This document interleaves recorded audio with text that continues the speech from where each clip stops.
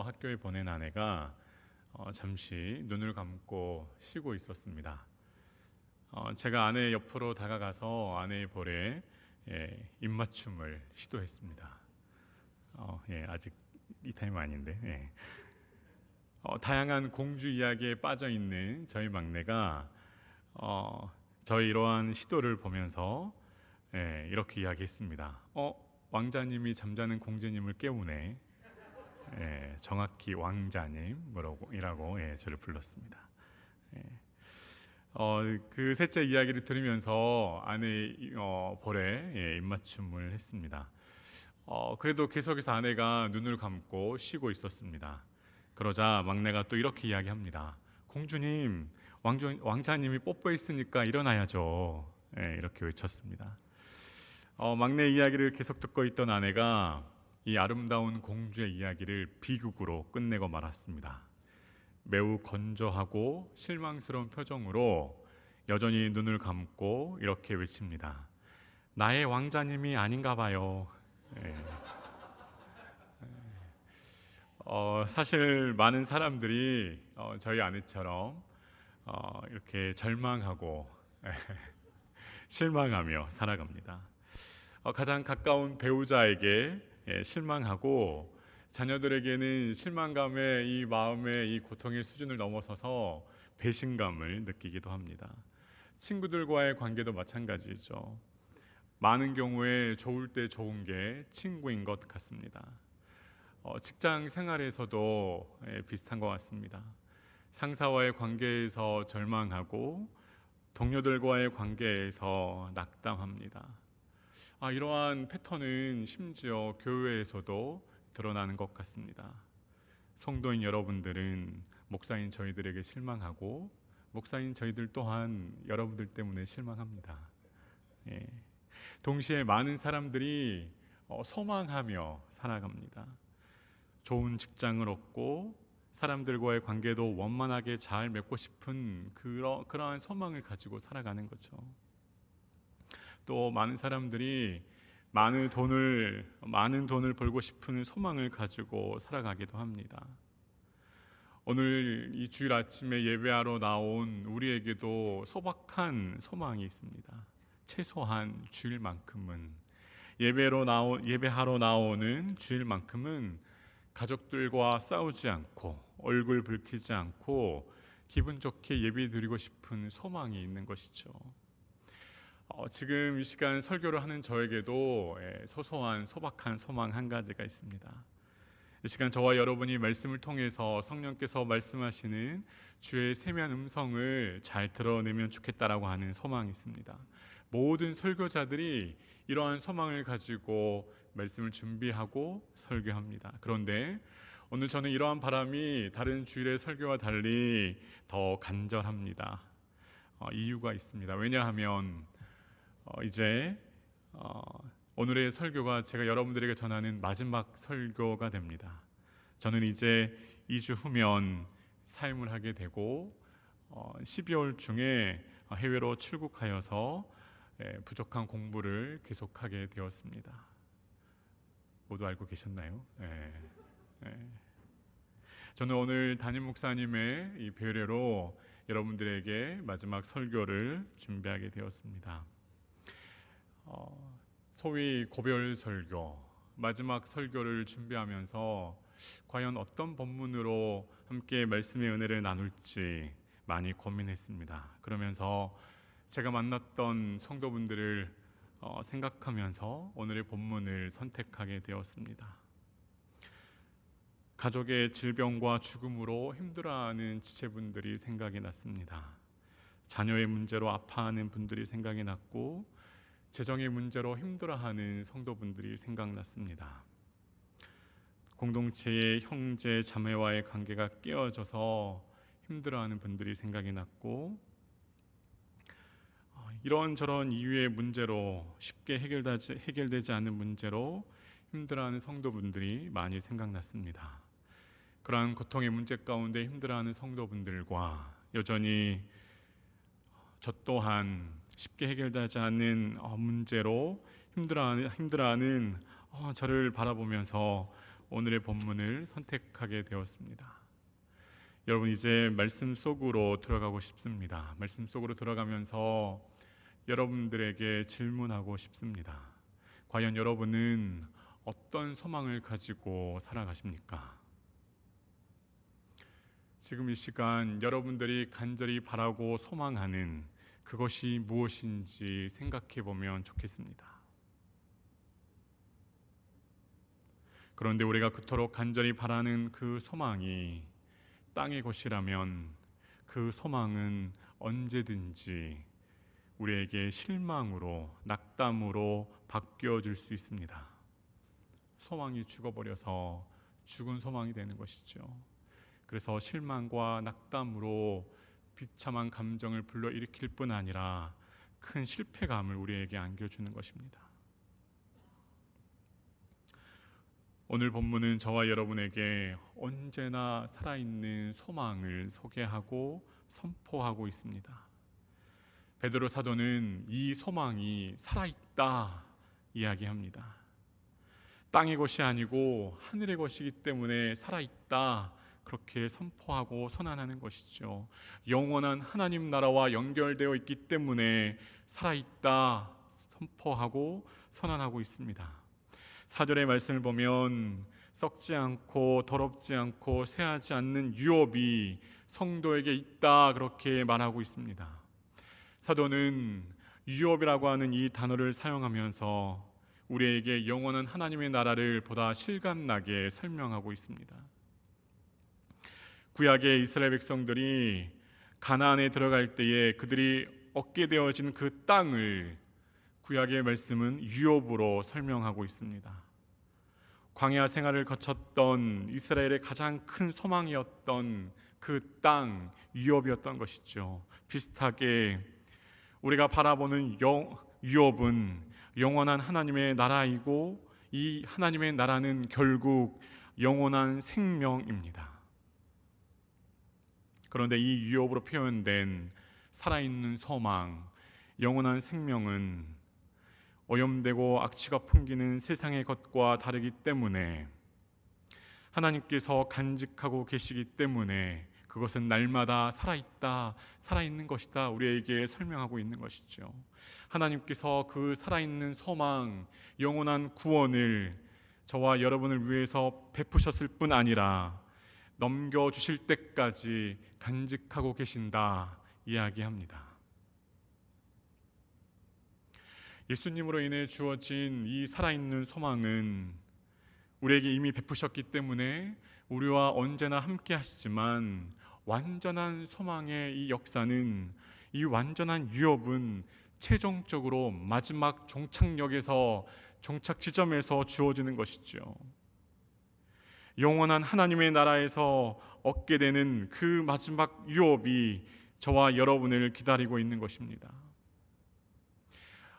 이 이야기를 다른 성경의 본문대로 이렇게 좀 풀어서 이야기해 보면, 충만하신 그리스도가 만물 가운데 충만케 하시는 그 때가 온다 이야기하는 것이죠.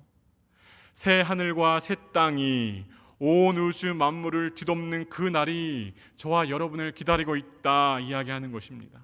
공중 권세 잡은 자가 쫓겨나고 하나님을 부정하고 저주하는 자들이 심판받는 그날, 하나님의 백성들이 영원히 영광스럽게 되어지는 그날 반드시 온다 이야기합니다. 그런데 우리 편에서 심각한 문제가 있습니다. 언젠가는 저와 여러분이 완전한 은혜와 완벽한 평강으로 충만한 새 예루살렘으로 들어간다 할지라도, 지금의 이 순간에 이 인생의 여정 가운데에 당면하고 직면하고 있는 이 고통의 문제들 해결되지 않는 것이죠. 계속해서 새로운 고통과 문제와 아픔과 실망이 저와 여러분에게 주어지는 것입니다. 하나님의 우편 보좌에 앉아 계신 예수 그리스도가 만왕의 왕으로서 모든 만물을 다스리는 그날이 오지만, 그래서 그것을 믿고 살아보지만, 버텨보지만 현실의 실망과 좌절의 문제는 오히려 더 깊어진다는 것이죠. 시간이 갈수록 면역력이 생기지 않습니다. 너무나 어려운 문제들이 계속해서 저와 여러분에게 닥쳐오는 것입니다. 그래서 많은 성도들이 일상의 문제와 고통의 압박을 이겨내지 못하고 영원한 하나님의 나라, 영생을 더 이상 바라보지 못합니다. 현실의 문제에 갇혀서 영원히 살아갈 하나님의 나라를 잊어버리는 것이죠. 더 쉽게 표현하면 천국에 대한 개념을 상실합니다. 영원한 것을 보는 감각을 상실하고 일상의 이 순간 가운데 보이는 그것 가운데에 우리의 몸과 마음을 바쳐서 최선을 다합니다. 이런 측면에서 베드로 사도는 저와 여러분에게 매우 중요한 말씀을 선포하고 있습니다. 사실 베드로 사도는 고통받고 억압받는 1세기 성도들에게 산 소망의 관점에서 고난과 환난을 대비하라, 그렇게 극복해내라 도전하고 있습니다.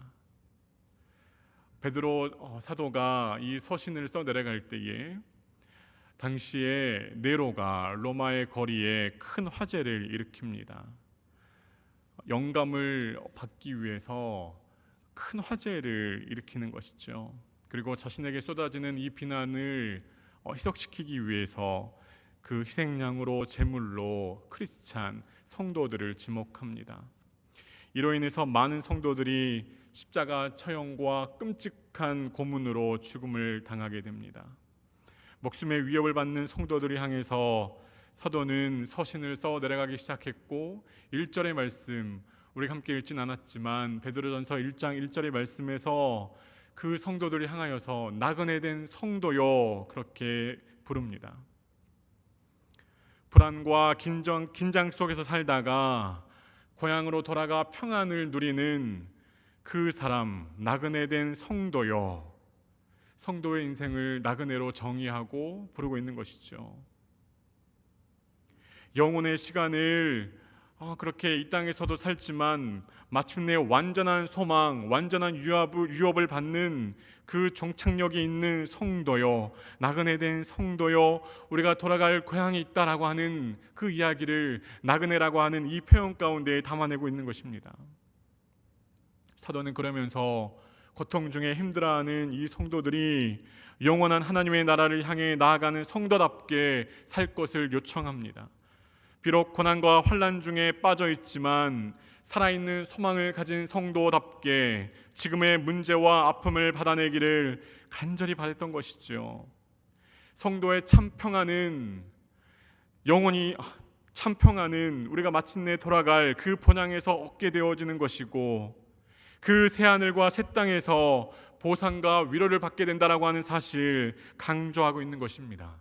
사도는 지금 눈에 보이는 고통과 압박과 억압이 전부가 아니다, 이 세상에서의 시간이 전부가 아니다, 그렇게 역설하고 있는 것입니다. 저와 여러분도 이 현실 세계에서의 삶을 살아가는 동안 우리의 시야를, 우리의 마음의 눈을 이 현실 세계에 갇혀둔다라면 우리에게 계속해서 닥쳐오는 고난과 고통의 이 어려움을 해석하지 못하고 받아내지 못하게 됩니다. 계속해서 그 고통과 고난을 수정하고 보완하고 그 문제들을 약화시킬 수 있는 반대급부의 상황들을 강화시키면서 정답을 찾고 대안을 마련하기에 급급한 모든 노력을 기울이는 삶 살게 되는 것이죠. 여러분, 저와 여러분은 나그네입니다. 영혼의 시간의 개념 속에서 영원한 생명을 이미 받은 사람으로서 마지막 종착역에서 산 소망이신 그리스도의 영광을 취하게 될 나그네라는 것이죠. 영혼이라고 하는, 영원한 생명이라고 하는 이 큰 그림 가운데에 우리의 현실 세계를 조망하고 비추어내고 우리에게 닥쳐오는 문제와 아픔들을 해석해야 합니다. 그렇게 하지 않으면 절대로 우리에게 일어나는 이 문제와 아픔들을 읽어내지 못하고 다뤄내지 못하게 될 것입니다. 그래서 결국 사람을 비난하고 비판하고 정죄합니다. 핑계합니다. 책임을 미루면서 다른 사람과 상황을 탓하게 되는 것이죠. 어떻게든 보상과 어떻게든 위로와 기쁨을 취하고 싶은 타락한 본성이 계속해서 역사할 뿐인 것이죠.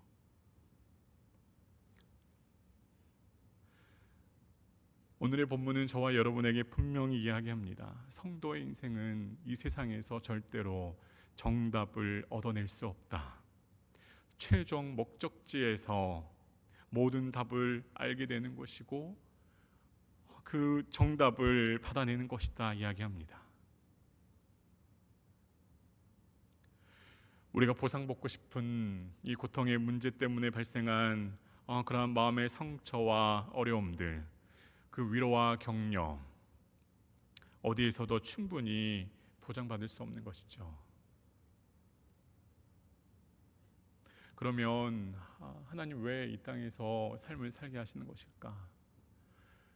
어려움과 고통이 계속된다면 예수님, 나는 당신을 나의 구주, 나의 하나님으로 영접합니다라고 고백하고 영접할 때에 우리를 곧장 천국으로 인도하시면 될 텐데 왜 이 땅에서 인생이라고 하는 시간의 개념 속에서 우리를 살게 하는 것일까?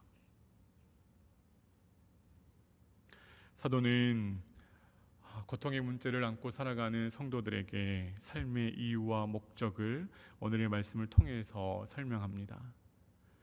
이 땅을 살아가는 시간은 영원한 시간을 준비하는 시간이라는 것이죠.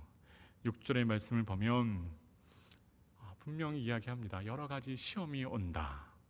그리고 7절의 말씀을 보면 불로 연단하는 과정이 온다 이야기합니다.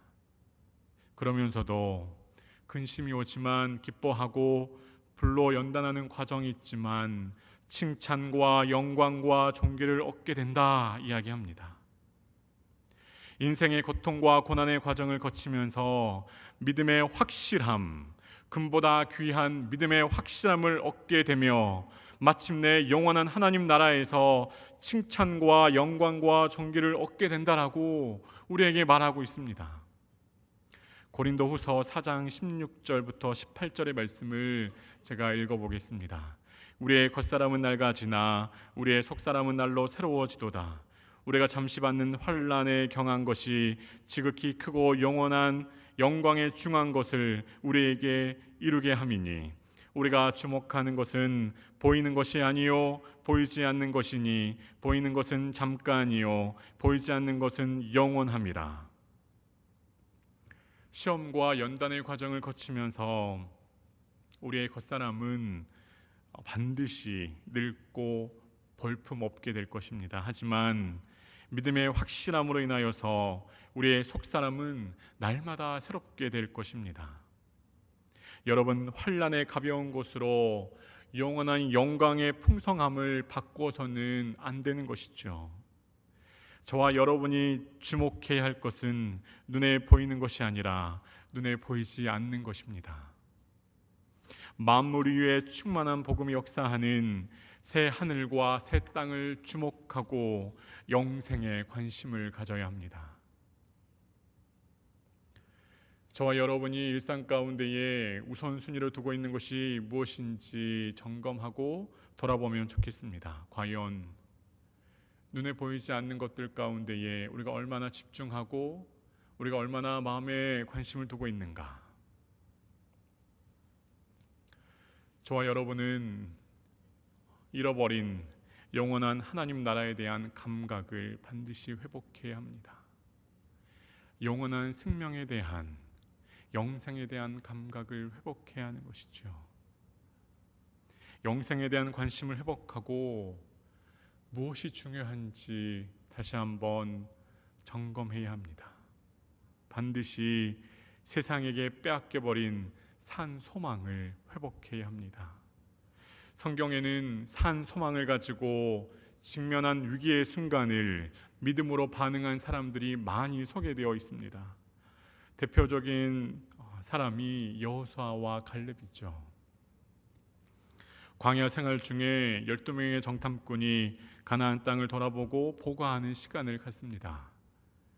두 사람을 제외한 10명의 사람이 절망적이고 패배적인 평가를 내놓습니다. 하지만 가나안에 대한 유업에 대한 분명한 소망을 가지고 있었던 여호수아와 갈렙은 절망적인 분위기 속에서 담대하게 선포합니다.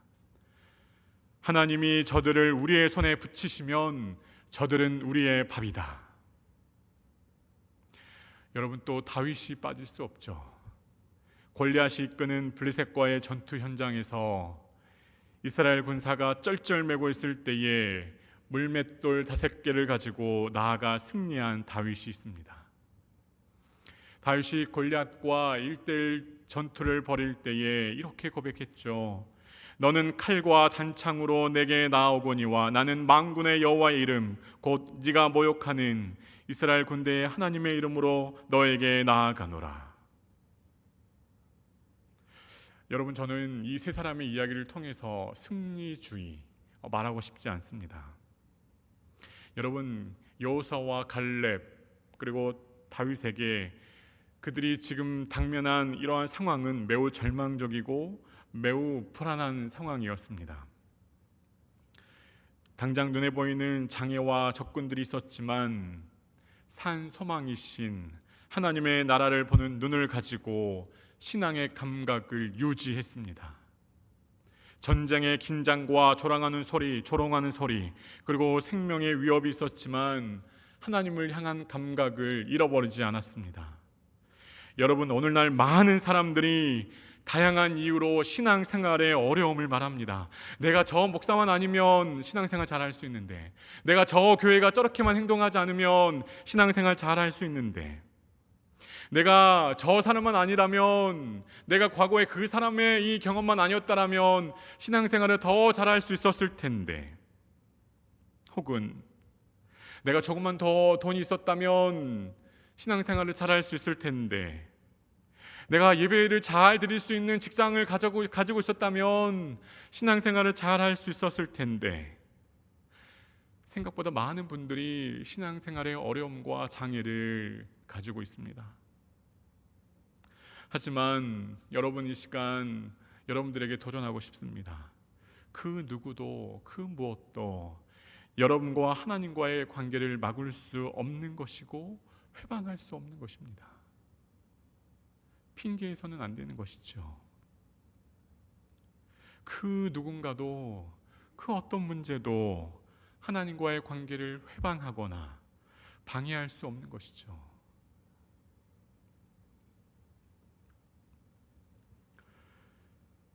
여러분, 만일 저와 여러분이 산 소망이신 그리스도 하나님의 나라를 바라보지 못하면 계속된 어려움 속에서 위태로운 인생을 살아갈 수밖에 없습니다. 인생의 허무와 공허함이 우리에게 계속해서 엄습해 올 것입니다. 두려움과 불안과 걱정과 염려가 우리를 계속해서 다가올 것입니다. 그래서 공허함과 허무함, 인생의 불안과 염려, 두려움을 극복하기 위해서 몸과 마음을 다해서 최선을 다해서 인생을 살아보지만 결국 자신의 한계에 부딪히고 무기력에 빠질 수 있습니다. 그러면서 좀 더 자극적인 힐링과 위로자를 찾게 됩니다. 여러분, 그럴 수밖에 없는, 이 패턴에 빠질 수밖에 없는 이유가 있습니다. 왜냐하면 선천적으로 모든 사람들은 하나님의 형상으로 지음받은 사람들입니다. 영혼을 추구하면서 살아가도록 지음받은 사람들인 것이죠. 비록 죄로 오염되었고 부패해서 진리와 비진리를 구별해내지 못하지만, 거룩이 무엇인지 밝혀내지 못하지만 여전히 영원한 가치, 좋은 것, 탁월한 것, 우수한 것을 추구하고자 하는 경향성이 모든 사람들에게 남아 있습니다. 그래서 우수한 것을, 좋은 것을 계속해서 선호합니다. 영혼을 살도록 창조된 이 존재인 사람이 온전한 산 소망을 받아내지 못하고 알지 못하면 여전히 세상의 많은 문제와 고통 가운데에 어울리면서 세상의 땅의 것을 산 소망으로 붙잡아 보지만 결국 죽어버리는 그 소망으로 실망과 좌절에 빠지게 되는 것이죠. 여러분, 9절의 말씀은 저와 여러분들에게 살아있는 소망이 주는 약속이 무엇인지 소개하고 선언하고 있습니다. 믿음의 결국 곧 영혼의 구원을 받음이라.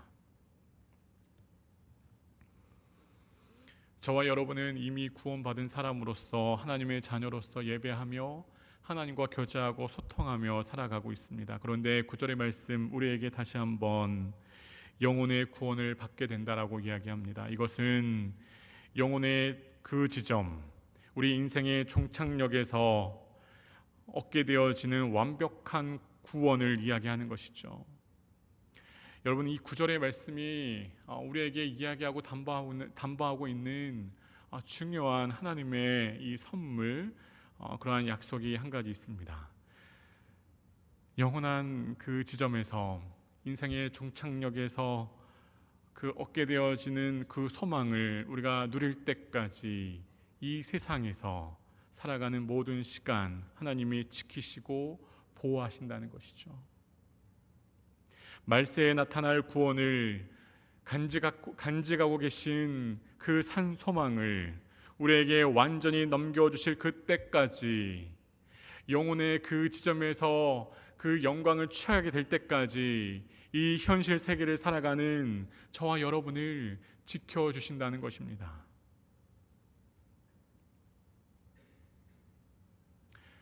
저와 여러분의 손을 꼭 잡고 계시는 것이죠. 부모가 위험한 길을 가거나 자녀와 함께 위험한 길을 걸어가거나 산비탈을 걷게 될 때에 자녀의 손을 꼭 붙잡고 말합니다. 이 손을 놓으면 안 돼. 이 손을 놓으면 위험하니까 놓지 마 말합니다. 그런데 사실 자녀가 부모의 손을 잡는 게 아니고 부모가 자녀의 손을 꼭 잡고 있는 것이죠. 마치 그런 것처럼 하나님께서 저와 여러분의 인생의 여정 동안 계속해서 저와 여러분을 보호하시고 지키시고 인도하신다 말씀하십니다. 여러분, 예배하는 이 시간 우리의 모든 것을 내려놓고 소망을 주시는 하나님께 나아가야 합니다. 우리의 사역과 우리의 인생의 무거운 짐, 우리의 걱정과 불안과 우리의 생각과 자신을 잠시 내려두고 산 소망을 간직하고 계신 하나님께 나아가야 합니다. 그래서 하나님의 빛나는 형상과 하나님의 얼굴을 바라보고 그 하나님을 주목해야 합니다. 그리고 그 하나님과 더불어 영혼을 살면서 현실의 고통을 받아내야 합니다. 저는 이 시간 말씀을 함께 나누면서 여러분들에게 나그네로서 이 세상을 낯설게 살아가기를 도전하고 싶습니다. 세상의 많은 사람들이 성도인 우리가 살아가는 그 나그네의 인생을 바라보면서 낯설게 여기는 일들이 일어나야 하는 것이죠. 눈에 보지 못하는 예수님이지만 이 세상과 다른 삶의 방식을 산 소망을 가지고 살아가는 사람답게 살아가면서 자연스럽게 드러나는 그 예수님 드러내 보여야 하는 것입니다. 세상의 방식이 무엇이든지 간에, 세상의 사람들이 뭐라고 하든지 간에 세속적이고 더러운 것과 썩어지는 것과 험한 일들을 거부해야 합니다. 반면에 정직하고 용서하는 일에 익숙해져야 합니다. 다른 사람을 나보다 중요한 사람으로 존중하고 악을 악으로 갚지 않는 일에 익숙해져야 하는 것이죠. 그래서 비록 무능력자, 바보라고 조롱받을 수 있지만, 무시당할 수 있지만 그렇게 살아가야 하는 것이죠. 왜냐하면 예수 그리스도가 그렇게 사셨을 것이기 때문입니다. 여러분, 결국 오늘의 본문이 우리에게 이야기하는 것 있습니다. 우리의 인생의 방향과 목적을 돌아보라는 것이죠. 여러분, 그리스도께서 죄로부터 구원하신 소망을 우리에게 주신 이유가 죄 사함의 권세를 가지고 있는 나 예수 그리스도이다 자랑하기 위해서 아닌 것이죠. 뿐만 아니라 나 하나님은 너희들을 용서하는 참 신이야, 나는 이 사랑을 많이 가지고 있는 참 신이야 뽐내기 위해서 아닌 것이죠. 여러분, 사도가 영원한 생명, 영원한 하나님의 나라, 구원의 이야기를 그렇게 이야기하면서 우리에게 외치는 음성을 들어야 합니다. 여러분, 산 소망은 저와 여러분에게 기회인 것입니다. 기회. 하나님의 뜻을 이루는 기회가 되는 것이고, 십자가의 길을 따라서 살아가는 기회가 되는 것이고, 선한 양심을 따라서 세상과 다른 방식으로 살아갈 수 있는, 비참한 지경에 빠져서 누릴 수 없는 그 영광스러운 삶을 얻게 되어지는 그러한 기회라는 것이죠.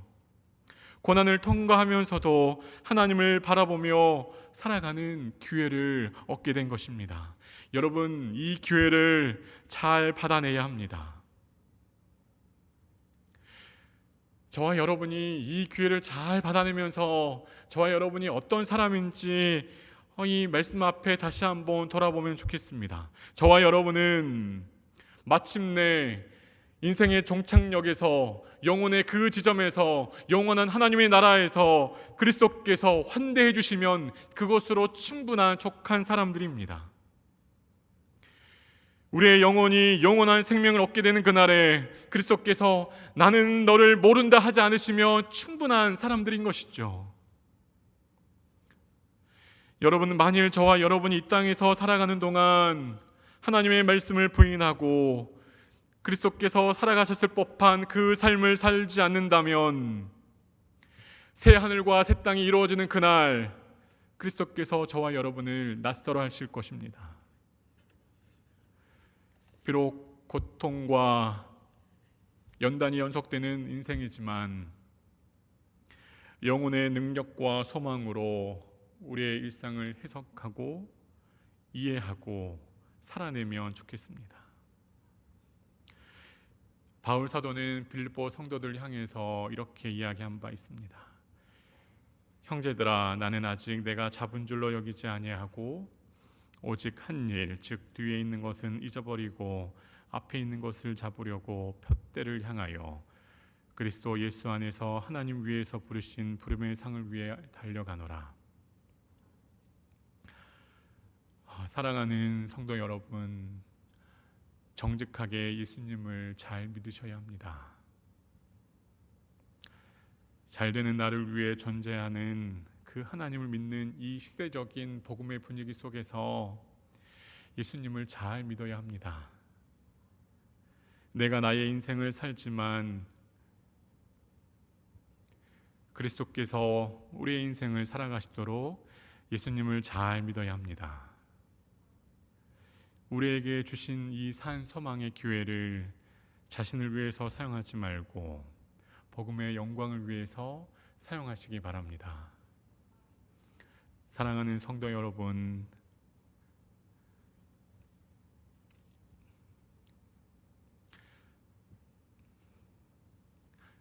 이런 분위기 아닌데 죄송합니다. 아직 이런 분위기 아닌데 2주 남았는데 겸손하게 예수님을 잘 믿으셔야 합니다.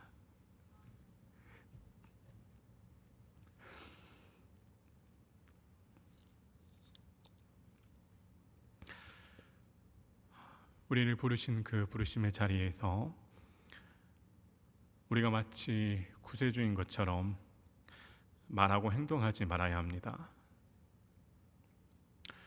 우리를 부르신 그 부르심의 자리에서 자신이 심판자인 것처럼 판단하며 말하고 행동하지 말아야 합니다. 오직 죄와 죽음을 이기신 그리스도와 연결되어서 영혼의 구원을 전염시키면서 그리스도의 빛을 비추는 영광스러운 통로로서 예수님을 잘 믿으셔야 합니다. 사랑하는 여러분, 진실되게 예수님을 잘 믿으시기 바랍니다.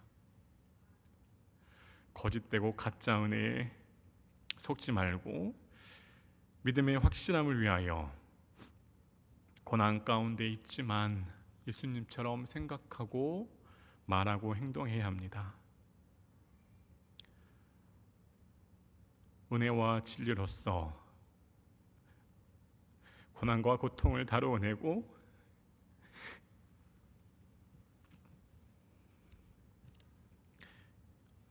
영생의 시간을 준비해야 합니다.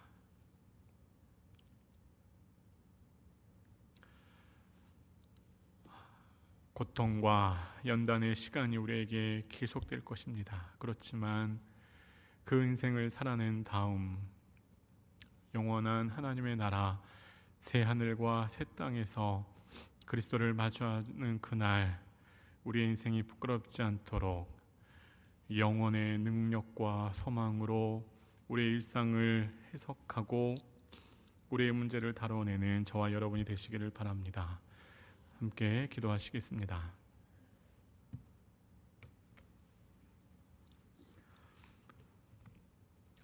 시간 말씀을 기억하며